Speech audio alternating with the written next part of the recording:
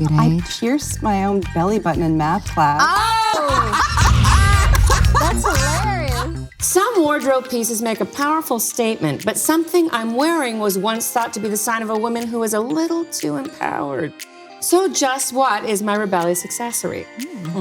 So your characters, Dr. Julia Ogden and Frankie Drake, are both trailblazers for their era, no doubt. Who do you consider a trailblazer for women today? There's so many, actually. And weirdly, the first one to pop into my head was Mindy Kaling. Oh. This is a woman who, in Hollywood, written, directed. She's an incredibly successful young woman who is sort of self-made and in Hollywood's eyes is not typically beautiful. And she's just like a powerhouse. What about you, a trailblazer for you? Michelle Obama. I mean, I feel like, that's sort of the obvious choice. It's pretty inspiring and to sort of see the audience that she's reached and for young women to have this role model. It's here. Amazing. Yeah. So what about Canadian feminists? Margaret Atwood is pretty spectacular. Yep. If I was thinking back to a feminist, I would say Maggie Trudeau. Oh, Was wow. one of the very first. Like, she was dealing with bipolar disorder. She was dealing with a lot of stuff, but she was kind of the first person to go off and dance around without her bra on in Canada that I know of anyway. Yeah. Right. Which seemed to be, obviously, to me, the most important thing. Okay. There seems to be a real movement where women are advocating for each other and shining a brighter light on issues that affect them.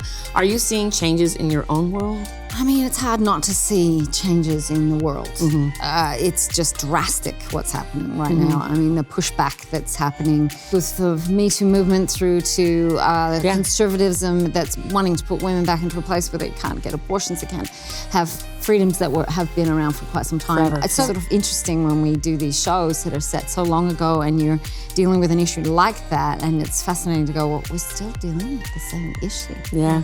It's like that woman who has the placard that keeps saying, I can't believe I have to do this again. Yes, I have to I'm come out still and standing again. here. So Murdoch, 1900s, Frankie Drake, 1920s. A lot of stuff happened in that 20 years. A lot of stuff happened in that 20 years. Yeah. So what changes stand out most for you guys about that time? Look at the fabulous clothes they get to wear on their show compared to what I have to wear.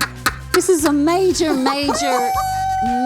thing that happened. Are you wearing a corset? I don't. But I'm I don't know if supposed anyone to. heard that. She said she doesn't. I just decided it was a human rights issue. But women did, and then in the 20s, boom, not even bras. No, man. It was a whole, Just I know. gone. That's an I know. amazing 20 years for women. Okay, so how does Julia's character advocate for the bigger women's issue? Well, I mean, being involved as a doctor, she obviously is ahead of the curve. There were not many doctors in existence at that time, and they certainly weren't getting licenses. There was such a problem with women having 11, 12 children dying in childbirth. Yeah.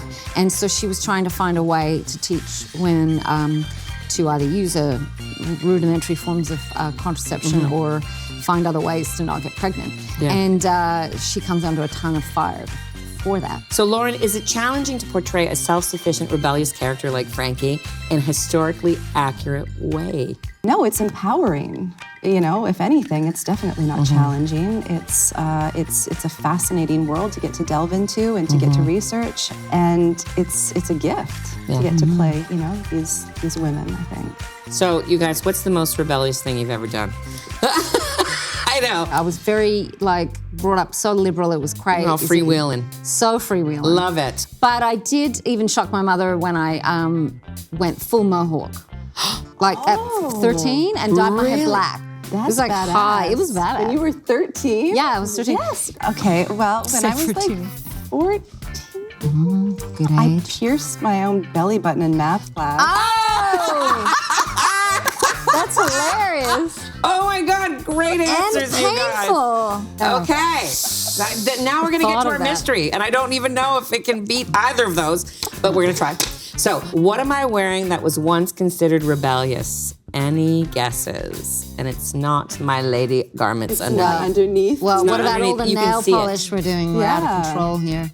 It's close. Close. Red lipstick has a long and storied history, you guys. In the 1600s, it was thought to be worn by witches to signal their allegiance to the devil. Oh, wow. Isn't that lovely? Isn't that lovely? Yeah. I think it's fantastic.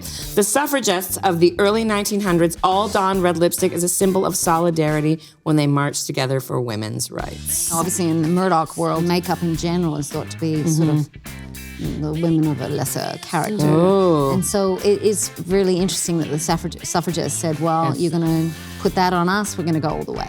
All right, my empowered, emboldened sisters, hear us roar. Power to the people, actually. Power to the women and the Mrs.